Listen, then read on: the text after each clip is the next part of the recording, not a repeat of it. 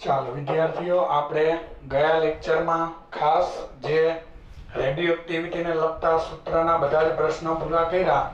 તો હું તમને અગાઉના લેક્ચરનું આપણે યાદ કરીએ તો અગાઉના લેક્ચરમાં આપણે આટલો અભ્યાસ પૂરો કર્યો.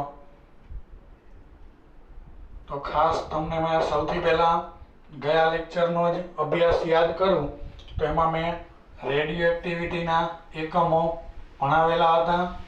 આ એક તમને ખબર હશે, રેડિયો એક્ટિવિટીના એકમ, જુદા જુદા એકમની તમે સમજૂતી લીધી. બેકવેરલેનો એકમ, પછી એનો ક્યુરી એકમ, બરાબર છે. પછી એનો આપણે આરડી એટલે રથરફોર્ડ એકમ, બરાબર છે. આવું આપણે તમારી સાથે ચર્ચા કરી.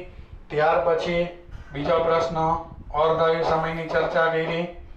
અર્ધાયુ સમયમાં તમે આવું કીધું, તો હાફ બરાબર 0.693 upon લેમ્બડા. આવું આપણે અર્ધાયુ સમયનું સૂત્ર બનાવ્યું. અને ત્યાર પછી સૌથી જે વધારે ગાણિતિક સ્વરૂપવાળું સૂત્ર હતું, મેં બે રીતે આપ્યું હતું, પણ આપણને એનસીઈઆરટીની બુકમાં જે આપ્યું હતું એ રીતે આપણે પ્રિપેર કરવાનું કીધું હતું, જે હતું સરેરાશ જીવનકાળનું સૂત્ર. અને સરેરાશ જીવનકાળનું સૂત્ર તમે આવું મને તારવી દીધું, T = 1 upon લેમ્બડા. ઓકે, તો આપણે આ અલગ અલગ ત્રણ સૂત્રનો અગાઉના લેક્ચરમાં અભ્યાસ કર્યો. એની આગલા લેક્ચરમાં આપણે બીજા બે સૂત્ર ભણાવ્યા હતા. આવા સૂત્ર હતા ચરઘાતાંકીય નિયમ. ચરઘાતાંકીય નિયમનું સૂત્ર આવું આપણે ભણીને આવ્યા હતા. n = n0 - lambda t. અને એક્ટિવિટીનું સૂત્ર, જે તે સમયની એક્ટિવિટી જોતી હોય તો એક્ટિવિટી r બરાબર તે સમયે અવિભાજિતની સંખ્યા ગુણ્યા ક્ષય નિયતાંક લેમ્બડા. તો આપણા એક્ટિવિટી માટેના આટલા સૂત્ર આપણી સામે છે. ઓકે, હવે આટલો અભ્યાસ કરી લ્યો પછી આપણને એનસીઈઆરટીની બુકમાં એક ઉદાહરણ આપેલું છે, તો હું એ ઉદાહરણની રકમ જોઉં છું. બરાબર છે, જુઓ એમાં ઉદાહરણમાં શું લખેલું છે, આપણે એની રકમ જોઈ લઈએ. ચાલો, ઉદાહરણ નંબર 13.3 સુધીના ઉદાહરણ આપણે ગયા લેક્ચર સુધી એટલે કે ઘણા લેક્ચરો પહેલા એક યુ ને સમતુલ્ય ઉર્જા 931.5 MeV આવે એવું ઉદાહરણ પણ પૂરું થયેલું છે. ત્યાર પછીનું ઉદાહરણ આજના લેક્ચરની હું જો તમને વાત કરું તો ઉદાહરણ નંબર છે 13.4. હું અહીંયા રકમ લખી નાખું છું એટલે મારે જે છે અહીંયા વારંવાર રકમની ચિંતા નહીં. ચાલો, ઇક્વેશનો બધા તમને યાદ રહી જવા જોઈએ, બોર્ડ ઉપર લખેલા છે તે. તો અહીંયા રકમને યાદ કરું તો રકમ આપણી પાસે કંઈક આવી છે. ઉદાહરણ નંબર 13.4. ઓકે, આલ્ફા ક્ષય પામતા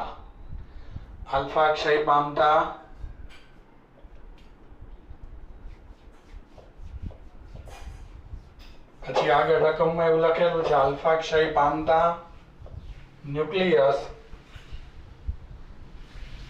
આલ્ફા ક્ષય પામતા 23892 યુરેનિયમ નું અર્ધાયુ સમય આપણને આપી દીધું છે. નું અર્ધ આયુ 4.5 ગુણ્યા 10⁹ YEARS એટલે વર્ષ, ઈયરમાં આપેલું છે. ઈયરમાં નહીં ચાલે પણ એ તો વિચારશું પછી રકમ વાંચીએ. 23892 યુરેનિયમના 1 ગ્રામ, બરાબર છે, 1 ગ્રામ નમૂનાની એક્ટિવિટી કેટલી હશે? ચાલો, આપણને આવો પ્રશ્ન પૂછ્યો છે, એક્ટિવિટી આપણે શોધવાની છે. ઓકે, પ્રશ્ન મેં પૂરો કરી દીધો. હવે એક્ટિવિટી, ઓકે, સ્ક્રીન ઉપર સૂત્ર છે જ એક્ટિવિટીનું. એક્ટિવિટીનું સૂત્ર શું છે જોવો જોઈએ. r બરાબર minus lambda n. Is this clear? આવું સૂત્ર છે. તો r બરાબર લેમ્બડા n જે સૂત્ર છે તો એમાં r એટલે એક્ટિવિટી અને n એટલે શું? n એટલે જે સમયે એક્ટિવિટી જોઈએ છે તે સમયે અવિભાજિતની સંખ્યા. તો તમારે કોની જોઈએ છે? 1 ગ્રામની. તો 1 ગ્રામમાં અવિભાજિતની સંખ્યા કેટલી ગણવી પડે?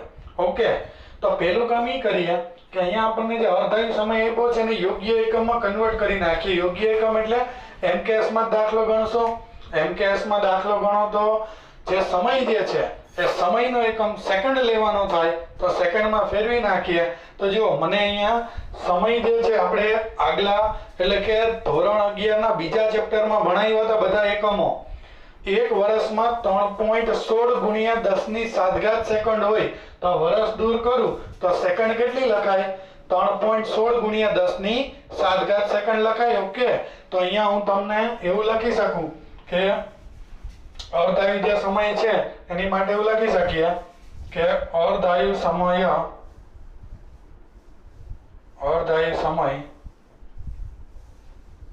જે આપણો ટો હાફ છે એના બરાબર આપણે એવું લખી શકીએ 4.5 ગુણ્યા 10 ની 9 ઘાત વર્ષ.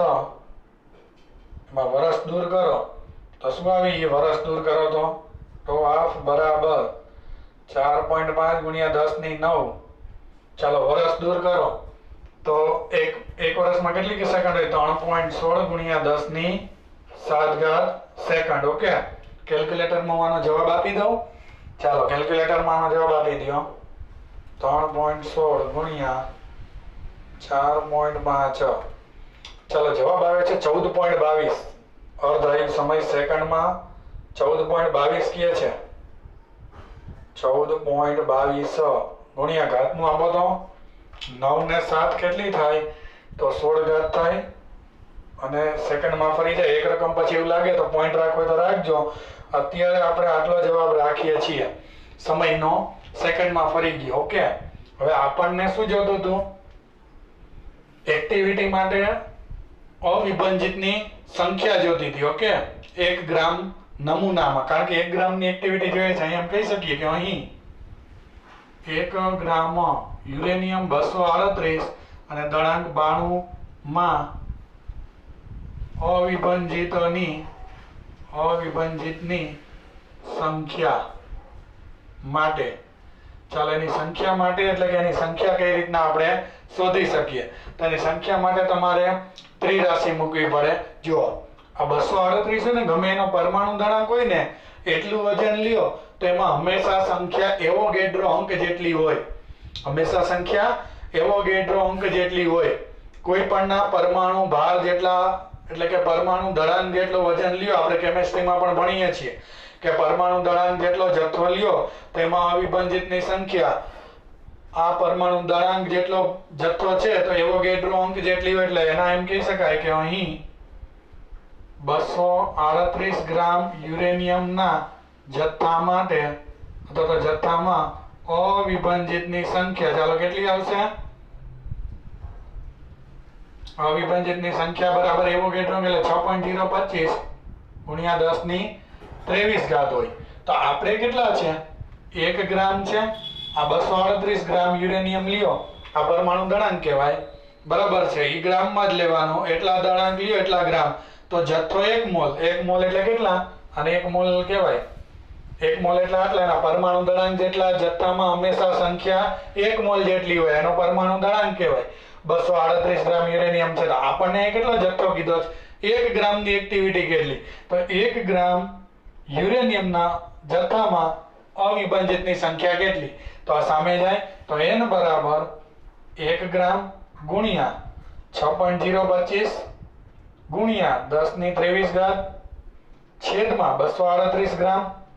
જો આવડી જાય તો અહીંયા તમને n નો જવાબ મળી ગયો. આટલી n હોય ત્યારે એક્ટિવિટી પૂછી છે તો આ એક્ટિવિટી નું સૂત્ર હવે તો મૂકી શકીએ. તો આમ લખી શકાય કે આમ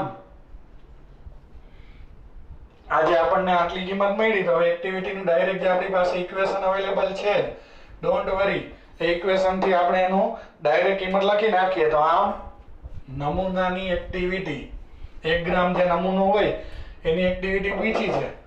આમ યુરેનિયમ 238 92 ના 1 ગ્રામ નમૂનાની એક્ટિવિટી. ચાલો એની એક્ટિવિટી માટે કયું સૂત્ર તમે મૂકશો? એની 1 ગ્રામ નમૂનાની એક્ટિવિટી જોતી હોય તો કે R બરાબર લેમ્ડા n. ઓકે, n એટલે સંખ્યા, આ 1 ગ્રામમાં સંખ્યા જે છે એ લખી નાખવાની. ચાલો તો R equal to, but where is lambda? લેમ્ડાનું શું કરશો?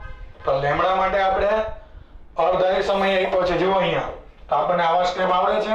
હું અહીં લખી દઉં. પોઈન્ટ ટો 1/2 નું સૂત્ર આવું તમે જાણો છો. ટો હાફ બરાબર 0.693 અપોન લેમ્ડા. લેમ્ડાની ઇક્વેશનનો કરતા બનાવો તો 0.693 અપોન ટો હાફ. આવું ઇક્વેશન છે લેમ્ડાનું. તો લેમ્ડાની અહીંયા કિંમત મૂકી શકે કારણ કે અર્ધાયુ સમય આપ્યો છે એટલે. તો r equal two 0.693 upon toe half into n as it is.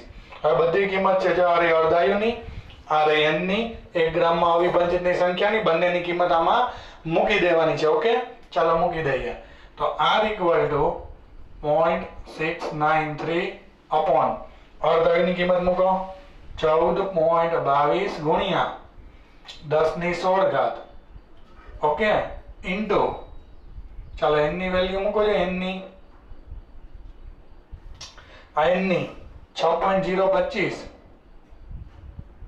ગુણ્યા 10⁻23. ઓકે, છેદમાં હજી કેટલા હતા? 238 હતા. આખી એની વેલ્યુ મૂકો એટલે. ઓકે, તો એની વેલ્યુ મૂકી દીધી. શંકામાં કોઈને એવું લાગે થોડુંક નીચે લખીએ એટલે તમને ભેગું ના થઈ જાય. ચાલો એ વેલ્યુ આપણે અહીંયા લખી નાખીએ છીએ.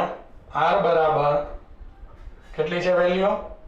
r ઇઝ ઇક્વલ ટુ આ 0.693 as it is અપોન ટો 1/2 ની વેલ્યુ અર્ધાયુની 14.22 ગુણ્યા 10⁻16 ઇન્ટુ અર્ધાયુની આ n ની, n નો જવાબ કેટલો છે? 6.025 10⁻23 છેદમાં 238. ઓકે, ચાલો કેલ્ક્યુલેટર કાઢીએ.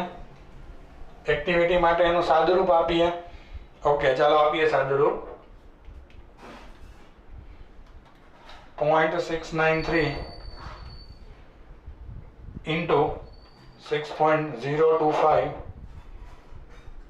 divided by 14.22 divided by 238. Okay, આ બધાનું ડિવિઝન લેવાથી જવાબ આવો મળ્યો તો 0.00123 ઇન્ટુ ઘાતનું સાદુરૂપ આપીએ. 16 ઉપર એટલે માઇનસ 23 - 16 તો 10⁻7. એક રકમ પછી પોઈન્ટ રાખી 1 2 3 3 પોઈન્ટ ખસે, 3 ઘાત કેવી આવે? માઇનસ કરવાની એટલે 1.23 ગુણ્યા આમાંથી 3 ઘાત બાદ કરો, 7 માંથી 3 જાય, 4 ઘાત આવે, 10⁻4. અને એમ કેસમાં દાખલો ગણ્યો તો એટલે એકમ વિભાજન પ્રતિ સેકન્ડ. એક્ટિવિટીનો એકમ પ્રતિ સેકન્ડ આટલું વિભાજન કહેવાય, જેને બીજા શબ્દોમાં એકમને આપણે અગાઉ થિયરી ભણ્યા બેકવેરલી કહેવાય.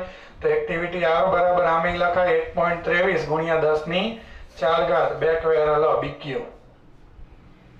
આ આપણો આન્સર છે. ઓકે, તો આપણને જે દાખલો પૂછ્યો તો આટલે સુધીનો એનો જવાબ આવે. અહીંયા એ દાખલો આપણે પૂરો કરીએ છીએ. ઓકે, પછી આપણે નેક્સ્ટ ભણીએ. હવે તો આપણો દાખલો હતો, કોઈને કઈ એમાં હવે પ્રશ્ન નહીં હોય. ઓકે, ઉદાહરણ હતો 13.4.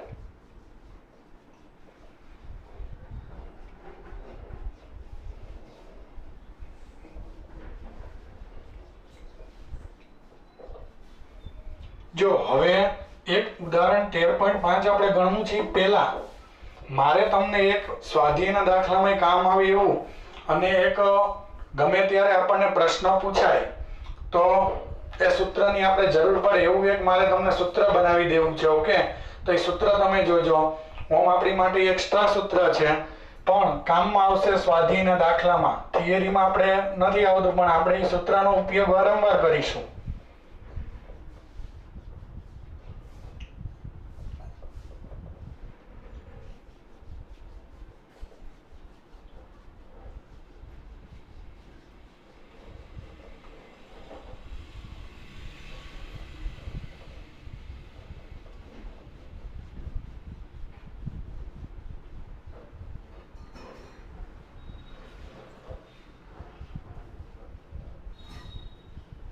ઓકે,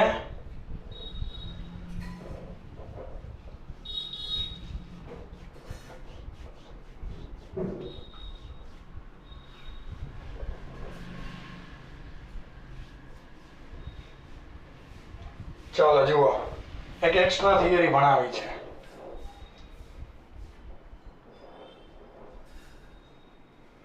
છે એક્સ્ટ્રા, પણ કામની એટલી જ છે હો. તમારા કામની બહુ થિયરી છે. જો કયા કામની છે, એક મહત્વનું સૂત્ર બનાવવું છે. આખો કોઠો જોજો. અહીંયા લખું છું ક્રમ, અહીંયા લખું છું સમય. દેખાય ને બરાબર?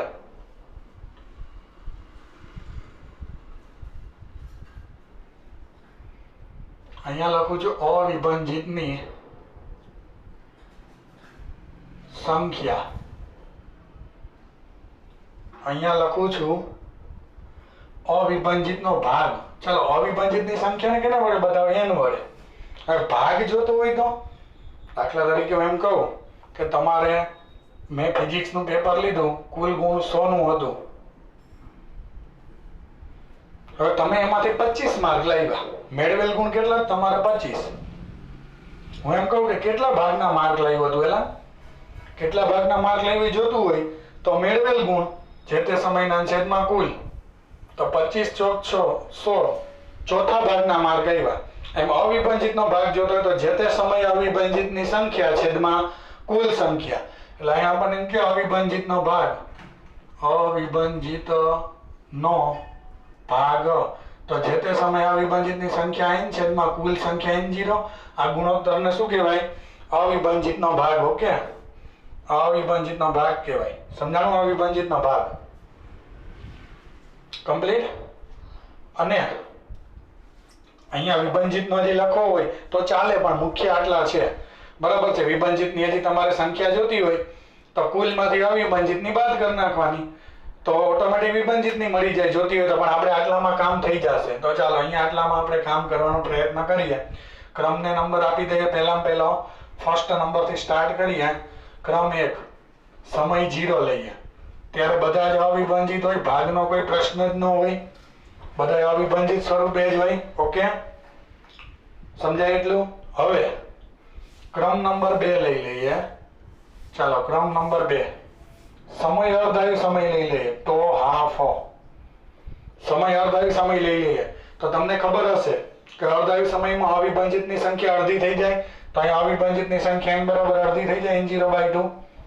ઓકે, તો અવિભાજિતનો ભાગ કેટલો? તો કે તે સમયે અવિભાજિતની સંખ્યા એટલે n0/2 ડિવાઇડેડ બાય કુલ સંખ્યા. કુલ તો n0 જ છે એટલે ભાગાકારનો જવાબ આવ્યો 1/2.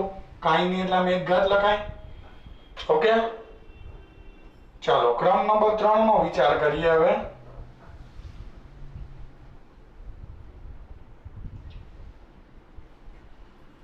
જો ક્રમ નંબર 3 ફરીથી અર્ધાયુ એટલો સમય લ્યો. આમાંથી આ એટલે અર્ધાયુ સમય લ્યો ને એટલે આ ત્યારે મારી માટે સંદર્ભ તરીકે થાય ને અહીંયાથી અર્ધાયુ લઉં તો વળી આનાથી સંખ્યા અડધી થઈ જાય. યાદ રાખજો.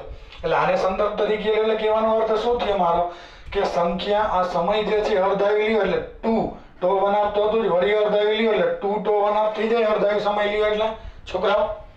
અને સંખ્યા વળી આ જે હતી એની અડધી એટલે n0/2 ની અડધી એટલે n0/4 થઈ જાય. એને અડધા લ્યો એટલે હંમેશા આનાથી અહીંયા આવો એટલે અર્ધાયુ સમય આમાં ઉમેરો એટલે તો 1/2 સંદર્ભ હોય તો વળી અર્ધાયુ લ્યો તો કુલ સમય 2 તો 1/2 અને સંખ્યા આનાથી અડધી એટલે n0/4 થઈ જાય. યાદ રાખજો. ચાલો ત્યાં ગુણોત્તર લ્યો તો જે તે સમયે અવિભાજિતની સંખ્યા n0/4 અને કુલ સંખ્યા n0, તો ગુણોત્તર કેટલો આવ્યો? 1/4. તો એને કેમ લખાય? 1/4 ને લખવાની રીત આવડે? 1/4 ને કેમ લખશો છોકરા? 1/4 ને તો 1/4 ને 1/2 નો વર્ગ લખાય એમ ઇક્વલ ટુ 1/2 નો સ્ક્વેર. Is this clear? આમ લખાય. ઓકે, ત્યાર પછી સમય આગળ વધો. ફોર્થ, ફરીથી અર્ધાયુ સમય લ્યો. જે તે સમય અર્ધાયુ એટલે વળી અર્ધાયુ એટલે 3 તો હાફ થાય, તો 2 તો હાફ માં ઉમેરો તો 3 તો હાફ થાય. વળી અર્ધાયુ સમય લ્યો છોકરા તો આમાં સંખ્યા વળી અડધી થઈ જાય એટલે n0/8 થઈ જાય. 4 માં ડિવાઇડેડ બાય 2 કરો એટલે 8. તો ગુણોત્તર લ્યો તો n0/8 છેદમાં n0, તો n0 એટલે 1/8. તો 1/8 એટલે 1/2 ની 3 ઘાત કહેવાય કે ન કહેવાય? ગણાય ને આવું? સમજાય તમને? ઓકે, વળી અર્ધાયુ સમય લ્યો એટલે 4 તો હાફ થઈ જાય. 4 તો હાફ થઈ જાય વળી સંખ્યા અડધી થઈ જાય તો 8 ના ડિવાઇડેડ બાય 2 કરો એટલે 8 ગુણ્યા 2 એટલે 16 થઈ જાય. 16 થઈ જાય તો વળી અહીંયા ગુણોત્તર લ્યો એટલે ભાગ લ્યો છેદમાં n0 ઉડે એટલે 1/16 તો 16 એટલે કેટલી ઘાત થાય 2 ની 2 ગુણ્યા 2 દુ 4 દુ 8 દુ 16 એટલે 1/2 ની 4 ઘાત આવે ઓકે વળી અર્ધાંક સમય લે આલો એટલે 4 to 1/2 માં અર્ધાંક મારો 5 to 1/2 થાય ઓકે 5 to 1/2 સમય થાય તો હવે વળી સંખ્યા અડધી એટલે n0/32 તો અહીંયા n0/32 divided by n0 તો 1/32 તો 1/2 ની 5 ઘાત કહેવાય 32 એટલે તો કોષ્ટક આખો જે છે જે તમારી સામે તૈયાર થયો હું આના ઉપરથી તમને શું સમજાવવા માંગુ છું આજે કોષ્ટક તમે મારી સામે રજૂ કર્યો હવે માં ધ્યાનથી જોજો n/n0 એટલે અવિભાજિતનો ભાગ એની તમે કિંમત જોતા જાઓ જો અહીંયા 1/2 ની 1 ઘાત અહીંયા 2 ઘાત અહીંયા 3 4 5 આમ એક ચોક્કસ પેટર્ન આવે છે એવું દેખાય જ તમને તો આ પેટર્ન એટલે આ કિંમત જે આવે છે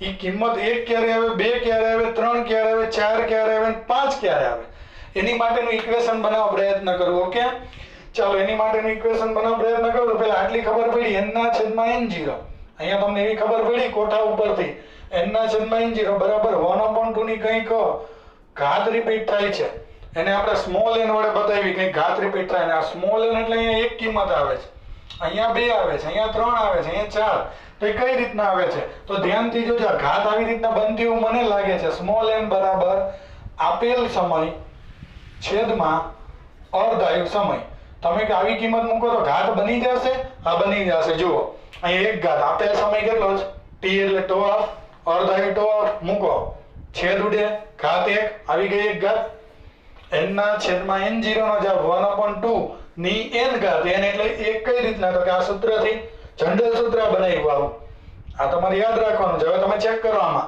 n/n0 નો 1/2 ની 2 ઘાત આપણે આને અત્યારે જનરલ સૂત્રમાં સ્મોલ n કીધી હવે 2 આવે છે આ પદ માટે આ સૂત્ર મૂકીએ તો જુઓ આપેલ સમય 2 to half એટલે આને t અને છેદમાં અર્ધાયુ ટો હાફ સિમ્બોલમાં આમે લખાય મૂકો જો અહીંયા અર્ધાયુ તો ટો હાફ ઉડીએ તો 2 વધે આવી ગઈ 2 ઘાત થઈ ગઈ આ સૂત્ર જનરલ સૂત્ર ટૂંકમાં જે મેં આ સૂત્ર બનાવ્યું છે n/n0 ની 1/2 ની n ઘાત એટલે આ બધા કિંમતો માટે એવી n ની કિંમતનું સૂત્ર બને કે બધા માટે સાચું પડે તો જોઈએ આવું બન્યું હવે તમે ગમે તે લઈ લો દાખલા તરીકે આની માટે આ સૂત્ર મૂકો હાલો તો n/n0 અહીંયા જવાબ શું આવ્યો ફાઇનલ 1/2 ની 4 1/2 ની n અહીંયા કીધું છે n એટલે આ 4 કઈ રીતના તો જુઓ n એટલે આપેલ સમય 4 to half છેદમાં અર્ધાયુ ટો હાફ ઉડે 4 વૈધા n બરાબર 4 થઈ ગયું ઇક્વેશન n/n0 બરાબર 1/2 ની 4 ઘાત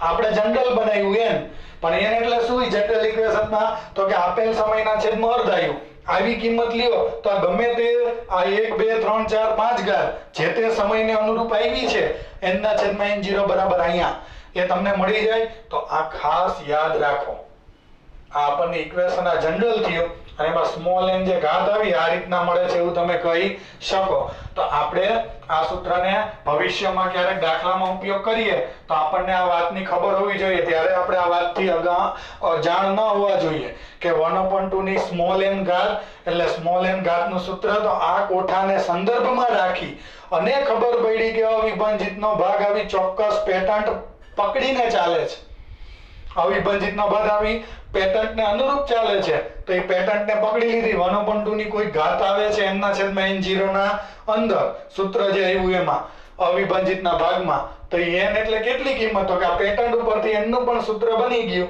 કે ગમે ત્યારે n ની કિંમત જે મળે છે એ આ સૂત્ર પરથી મળે છે ચેક કરી લ્યો આના પરથી મળે છે તો આ ઘાતનું સૂત્ર આ બની ગયું અને આ રીતના તમે n/n0 નો જે ચર ઘાતાંકીય નિયમ હતો એના ઓપ્શનમાં બીજું પણ આવું સૂત્ર વાપરી શકો તો આ સૂત્રથી શું ફાયદો થાય ખબર તમને આ સૂત્રથી તમારે ચર ઘાતાંકીય નિયમમાં એની લેમડા ઘાત વાળું જ્યારે સાદુરૂપ હોય અને તમને અઘરું લાગતું હોય તો MCQ માં આ પણ સૂત્ર મૂકો તો ફટાફટ સાદુરૂપ થઈ જાય તો આ સૂત્ર વાપરો તો આપણને કોઈ તકલીફ નથી પરિસ્થિતિ ઉપર આપણે સ્વાધ્યાયના દાખલામાં જોશું તો પરિસ્થિતિ ઉપર પ્રમાણે ચાલીશું અને આ કોઠાની રીતથી પણ તમે ઘણા બધા સાદુરૂપ આપી શકો તો જોઈએ કેવા સાદુરૂપ આપી શકાય સ્વાભાવિક છે તમે પૂછો પ્રશ્ન તો એની માટે ઉદાહરણ નંબર 13.5 તો યાદ રહેશે અને અત્યારે ઇરેઝ કરી નાખું હવે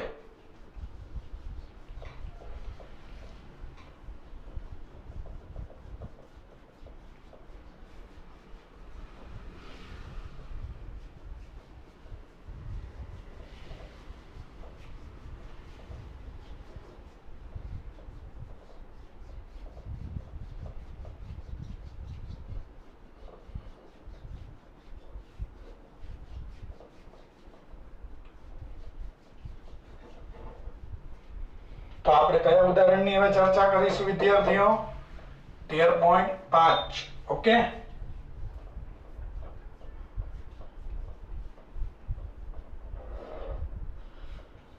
ચાલો.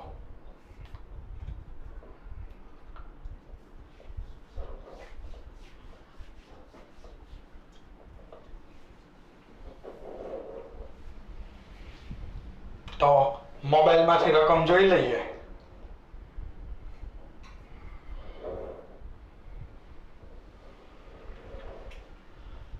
હું પેલા બોર્ડ પર રકમ લખી નાખું એટલે રકમની આપણે ત્યારે વાંચવાની ચિંતા નહીં. રકમ એવું લખેલું છે ટ્રિટિયમ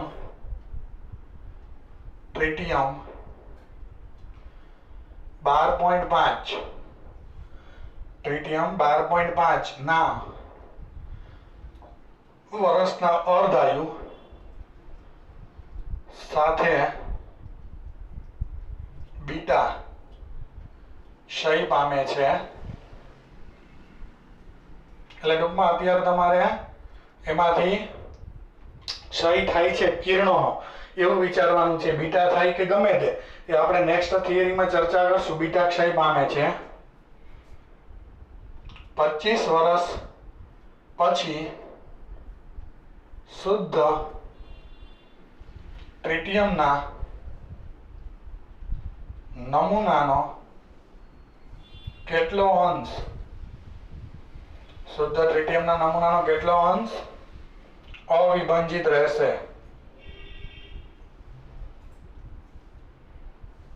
ચાલો, તો આપણે ક્વેશ્ચન જે છે એ આપણી નજર સામે આવી ગયો.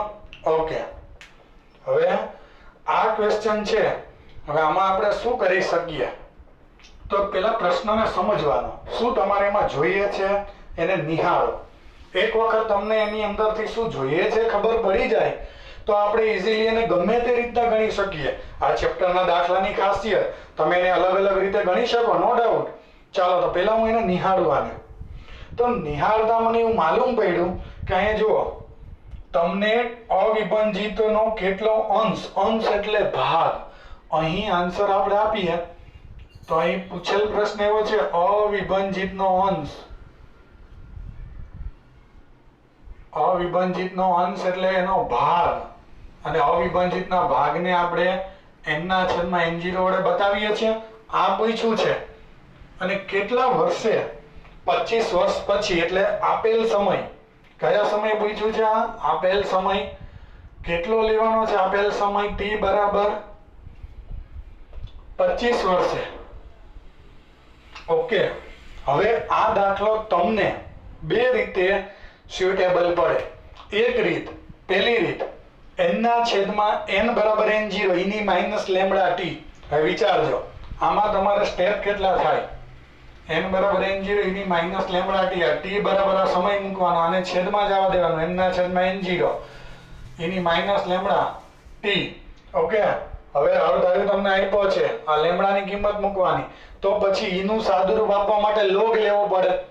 સ્ટેપ બહુ વધી જાય અને પાછું ભૂલ પડવાની પૂરેપૂરી સંભાવના છે. બરાબર છે? તો હવે આનું શું કરવું? તો આની માટે એક આપણે રીત જે છે હમણાં જ એટલે મેં કોઠો ભણાવ્યો હતો. કોઠાવાળી રીતમાં પણ તમને અવિભાજિતનો ભાગ મળવાની પૂરેપૂરી સંભાવના કે નહીં?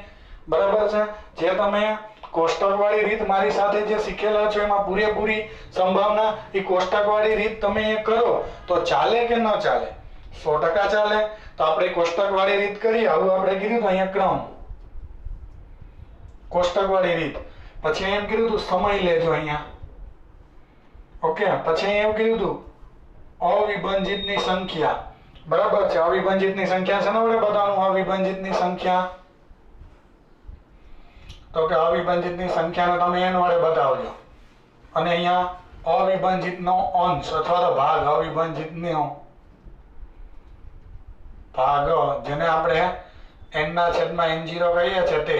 ઓકે, તો આ રીતના તમને કોષ્ટકની કલમ બધી આટલી બની જાય.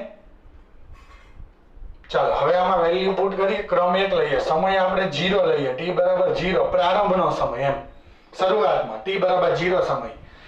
બધા જ અવિભાજિત એટલે અવિભાજિતની સંખ્યા n0, ત્યારે ભાગની આપણે કોઈ ચર્ચા નથી કરતા પ્રારંભમાં તો. ઓકે, હવે સમય ટી બરાબર અર્ધાયુ સમય લે તો જો અર્ધાયુ અહીં આપ્યો છે 12.5 વર્ષ છે. ઓકે, તો અહીંયા આપણે અર્ધાયુ સમય 12.5 વર્ષ લઈએ. ઓકે, તો અવિભાજિતની સંખ્યા કેટલી થાય? પ્રારંભ કરતા અડધી થઈ જાય અર્ધાયુ સમય એટલે પ્રારંભમાં n0 હતી એટલે સંખ્યા અહીંયા કેટલી લેવાની? n0/2. ચાલો, અવિભાજિતનો ભાગ કેટલો કહેવાય? અવિભાજિતનો ભાગ તો અહીંયા n એટલે અવિભાજિતની સંખ્યા અત્યારે કેટલી છે? n0/2 અને કુલ n0 તો છેદ ઉડે તો અવિભાજિતનો ભાગ 1/2 આવ્યો. ઓકે, હવે આપણે આ સમયે નહીં, વળી આગળ વધીએ. વળી પાછો આમાં અર્ધાયુ જેટલો સમય લ્યો t બરાબર, તો અર્ધાયુ એટલે 2 ગુણ્યા τ1/2. અર્ધાયુ 2 ગુણ્યા τ1/2 એટલે આને 2 હારે ગુણો એટલે 12.5 ગુણ્યા 2 એટલે 25 વર્ષ આવે. અહીંયા 25 આવે, 25 યર કે ના આવે? 25 યર આવે તો ત્યારે સંખ્યા વળી અડધી થઈ જાય, જે હોય એનાથી n0/2 છે તો એનો અડધા એટલે n0/4 થઈ જાય. તો અવિભાજિતનો ભાગ અંશ એટલે n/n0, તો n/n0 લ્યો તો n ની કિંમત જે તે સમયે અવિભાજિતની સંખ્યા એટલી આવી અને કુલ કેટલી હોય?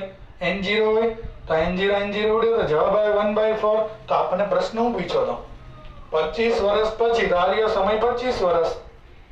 અવિભાજિતનો ભાગ, અવિભાજિતનો અંશ કેટલો આવે? 1/4. તો આપણે એમ લખી શકીએ કે આમ સમય t બરાબર 25 વર્ષ બાદ અથવા 25 વર્ષ જે છે એ સમય 25 વર્ષ બાદ અવિભાજિતનો અંશ, ચાલો કેટલો મળે છે અવિભાજિતનો અંશ? અહીંયા જવાબમાં અવિભાજિતનો અંશ બરાબર 1/4 મળી ગયો આ જવાબ. એટલે કે ચોથા ભાગનું જે છે એ તત્વ બાકી રહ્યું અવિભાજિત. સમજી ગયા? બાકીનું વિભાજિત થઈ ગયું હોય, ચોથા ભાગનું તત્વ તમને કયા સ્વરૂપે હજી બાકી રહ્યું હોય? અવિભાજિત સ્વરૂપે. બરાબર, તો આવા દાખલામાં આ કામ આવે. હવે મેં હજી હમણાં જ એક સૂત્ર ભણાવ્યું. તમે કહો સર તમે સૂત્ર ભણાવ્યું અમને શું કામ આવે? તો જુઓ, તમને આવી કોષ્ટકની રીત ન ફાવે તો એક્સ્ટ્રા કરીને હું બીજી રીત પણ તમને કહી શકું, અથવાની રીત. બરાબર છે, અવિભાજિતનો ભાગ પૂછ્યો છે એટલે બીજી રીત પણ તમે આની માટે લાગુ કરી શકો, 100% લાગે. તમે આવું સૂત્ર ભણ્યા છો, n/n0 બરાબર 1/2 ની n ઘાત. મેં આવું સૂત્ર તમને ભણાવ્યું, હમણાં તારવી પણ દીધું કોષ્ટક પરથી. એટલે આવું આખું કોષ્ટક બનાવવાનો જો સમય ન હોય તો તમે આ રીતે પણ સાદુરૂપ આપો. બરાબર છે, MCQ લેવલે પૂછ્યો માર્કને જોઈને સાદુરૂપ આપવાનું થોડું ઘણું. તો અહીંયા તમે જુઓ n/n0 ઇક્વલ ટુ આ 1/2. ઓકે, ચાલો n ઘાત, n ની જગ્યાએ શું લખવાનું? તો કે આપેલ સમય છેદમાં અર્ધાયુ સમય. નિયમ પ્રમાણે આપણે આવું સૂત્ર છે, આપેલ સમય છેદમાં અર્ધાયુ સમય. ચાલો આમાં સાદુરૂપ આપીએ તો n/n0 ઇક્વલ ટુ 1/2. ચાલો આપેલ સમય કયો છે? કયો સમય જોઈએ છે? 25 વર્ષ છે તો આ 25 અપોન અર્ધાયુ કેટલો આપ્યો છે? 2 વર્ષમાં જોવા જોઈએ એક સરખા એકમમાં. અર્ધાયુ આપ્યો છે 12.5. ઉપાડો કેલ્સી, આપો છેદનું સાદુરૂપ. કેટલા ઉડાડીને કરશો? તો કે n/n0 બરાબર 1/2 ની અહીંયા કેટલી ઘાત આવશે? 2 ઘાત આવશે. તો 2 નો વર્ગ 4. તો જો એ જ જવાબ આવ્યો n/n0 બરાબર 1/4. જે અહીંયા મેં પહેલા જ કીધું હતું. જે ભાગ પૂછ્યો છે, જે પૂછ્યું હતું એ કેટલો વધે? પ્રારંભ કરતા ચોથો ભાગ. જે આપણને પ્રશ્નમાં પૂછ્યો હતો એ તમને ચોથો ભાગ આવી જાય છે. તો આ આપણો ઉદાહરણનો દાખલો હતો. તો આવી રીતના તમને અલગ અલગ દાખલાઓ MCQ લેવલે પણ પૂછે આ થિયરીના. હજી આપણી પાસે સ્વાધ્યાયના આવા ઘણા બધા દાખલાઓ અવેલેબલ છે. તો તમને સંપૂર્ણ, બરાબર છે, અહીંયા હવે રકમ દાખલા તરીકે 12.5 અર્ધાયુ છે. હવે હું તમને એમ પૂછું કે વિભાજિતની સંખ્યા અથવા તો વિભાજિતનો ભાગ 75% વધે તે સમય કયો? આમે પૂછે. બરાબર છે, હું એમ કહું કે અર્ધાયુ સમય. ચાલો એવું આપણે ગણવા એક પ્રયત્ન કરીએ એટલે તમને થોડોક આઈડિયા ક્લિયર થાય. હવે હું એમ પૂછું કે વિભાજિતનો ભાગ કેટલા ટકા વધે? વિભાજિતનો ભાગ 75% વધે તો સમય કયો? એવું પૂછે તો શું કરશો? બરાબર છે, ચાલો તો આ દાખલા પૂરો કરીને હું તમને એક એક્સ્ટ્રા સાથે કરાવી દઉં કે ટ્રિટિયમ 12.5 નો અર્ધાયુ સમય ધરાવે છે. આ અત્યારે ભૂસી નાખીએ, આપણને અવિભાજિતનો અંશ સંપૂર્ણ મળી ગયો છે. મળી ગયો ને અવિભાજિતનો ભાગ, એમાં કોઈને શંકા નથી ને? ઓકે. હવે હું તમને એ પ્રશ્ન પૂછું કે ટ્રિટિયમનો અર્ધાયુ સમય બરાબર છે, આવો પ્રશ્ન પૂછે, ગમે તે પ્રશ્ન પૂછે, ટ્રિટિયમનો 12.5 અર્ધાયુ સમય હોય તો પ્રશ્ન એવો છે કે તો ટ્રિટિયમ 12.5 અર્ધાયુ સમય ધરાવતો હોય, અર્ધાયુ સમય હોય તો વિભંજિત નો ભાગ 75% થાય તો તે સમય કયો? આ ઉદાહરણ નહીં તો આપણો આ એક્સ્ટ્રા દાખલો થઈ ગયો. ચાલો, આવું પૂછે તો શું કરવાનું? આ મારો ક્વેશ્ચન છે. તો જુઓ, અહીંયા અવિભાજિતની સંખ્યા છે. હવે અવિભાજિતનો ભાગ જે છે ને ટકામાં લખવાનો, પર્સન્ટેજમાં. તમે કહો એટલે શું થાય? તો જેટલો અવિભાજિતનો ટકા હોય, બાકીના વિભાજિતના ટકા હોય 100 માંથી બાદ કરો એટલે તો એની બાજુમાં એક કોલમ ઉમેરી દેવાની, કોઠાની રીત કરી અને બાજુમાં લખી નાખવાની વિભાજિતની ટકાવારી. વિભાજિતની ટકાવારી આ એક કોલમ ઉમેરી દેવાની. બરાબર છે. હવે જુઓ, આવો પ્રશ્ન પૂછે તો સમય તો આપણે અહીંયા અર્ધાયુ તો 12.5 જ છે એટલે 12.5 અર્ધાયુ લીધો. તો અવિભાજિતની સંખ્યા અડધી થઈ ગઈ હોય ત્યારે પ્રારંભ કરતા n0/2 અડધી થઈ ગઈ હોય. હવે ગુણોત્તર લ્યો અવિભાજિતના ભાગ માટે n એટલે અવિભાજિતની સંખ્યા n0/2 છેદમાં n0 વડે ભાગો એટલે 1/2. હવે ટકામાં ફેરવો તો 50% આવે, અહીંયા ઇક્વલ ટાઈમ 50%. ઓકે, 50% આવે તો અહીંયા હું તમને એમ કહું છું કે વિભાજિતની ટકાવારી કેટલી? તો કે 50% અવિભાજિત છે, તો બાકીના શું થઈ ગયા? વિભાજિત. તો વિભાજિતની ટકાવારી અહીંયા 50% આવી. ઓકે, ચાલો આગળ વધીએ. સમય 25 વર્ષ લીધો. ઓકે, ફરીથી અવિભાજિતની સંખ્યા વળી પાછી જે હોય એનાથી અડધી કરવાની. n0/2 ની અડધી એટલે n0/4 કરી નાખવાની. નિયમ પ્રમાણે અડધી કરી નાખવાની. જે હોય એનાથી અડધી કિંમત તો n0/4 કરી. ઓકે, n0/4 કરી, તેનો ભાગ કેટલો આવ્યો? તો કે 1/4 આવે અહીંયા ભાગ. 1/4 જે આવ્યો એને ટકામાં ફેરવો. બરાબર છે, એટલે 1/4 ગુણ્યા 100 કરો એટલે જવાબ આવ્યો 25% અહીંયા. તો અત્યારે અવિભાજિતની ભાગ ટકામાં 25% વધ્યો. પેલા 100% અવિભાજિત હતા, તો બાકીના ક્યાં ગયા? તો બાકીના વિભાજિત થઈ ગયા હોય એટલે બાકીના કેટલા ટકા વધ્યા હોય? તો કે 75%. 100 માંથી બાદ કરવાનું. ટૂંકમાં વિભાજિતની ટકાવારી જોતી હોય તો 100 - અવિભાજિતની ટકા. બરાબર છે, 100 - અવિભાજિતના ટકા બાદ કરો તો તમને વિભાજિત મળી જાય. કારણ કે 25% અવિભાજિત હોય તો બાકીના ક્યાં થઈ ગયા હોય? અવિભાજિત 25 વધ્યા તો બાકીના વિભાજિત થઈ ગયા હોય. તો વિભાજિતની ટકાવારી 75%. તો અહીંયા જો 75%, પ્રશ્ન નહીં જતો. 75% વિભાજિતનો ભાગ હોય, સમય કયો? તો 25 વર્ષ. સમજ્યા? આવી રીતના પ્રશ્ન આપણને પૂછશે. એમ પૂછે 50% વિભાજિત હોય તે સમય, 50% વિભાજિતની ટકાવારી હોય તે સમય 12.5 વર્ષ. બરાબર છે. એમ પૂછું કે 25% અવિભાજિતનો ભાગ હોય તો 25%. એટલે આવી રીતના તમને અલગ અલગ 12.5% પૂછું તો 12.5% અવિભાજિત રહે તો હજી એક સ્ટેપ ઉમેરી દેવાનું, હજી એક વર્ષ ઉમેરી દેવાનું. 12.5 એમાં 3 ટકાવાના તો એ અવિભાજિતની ટકાવારી એટલી વધે અને વિભાજિતની એટલી વધુ મળે. તો આ રીતના તમને ગમે તે પૂછે ક્રોસમાં, ગમે તે તમને આ રીતના પૂછાય. એક એક્સ્ટ્રા મેં સમ એટલે કરાવ્યો, તમારો કન્સેપ્ટ હજી મજબૂત થાય કોષ્ટકની રીતે આપવાનું સાદું. તો આ રીતે તમને સહેલું પડે તો તમે સીધો આવો એક કોષ્ટક બનાવી અને અવિભાજિતની ટકાવારી હોય તો વિભાજિતની પૂછી હોય તો એ મળી જાય અને એ 75% પૂછી હોય તો એ સમય 25 વર્ષ. બરાબર છે. તો આ એક એક્સ્ટ્રા દાખલો હતો. તો આવી રીતના તમને કોઈ પણ પૂછે, ભાગ પૂછે કે ટકા પૂછે, તો જો પહેલી પ્રાયોરિટી આ રીતે કરવાનું. હવે હું એમ નથી કહેતો કે આવી રીતના સાદુરૂપ આપવું હંમેશા શક્ય હોય તો આ રીત સહેલી પડે. બરાબર, દાખલા તરીકે મેં એમ કીધું હતું કે 30% વિભાજિત વધે તો આમાં સાદુરૂપ આપો કે 30 આવશે જ નહીં, સીધું 50% નો સમય આવે. તો ત્યારે ફરજિયાત કઈ રીત કરવી પડે? જો હું પૂછું 30% વિભાજિત વધે, 40% વિભાજિત વધે, આવો વિભાજિતની ટકાવારી, અથવા તો અવિભાજિતનો ટકાવારી 40% વધે, તો ત્યારે ફરજિયાતપણે આ કોષ્ટકની રીત નહીં ચાલે.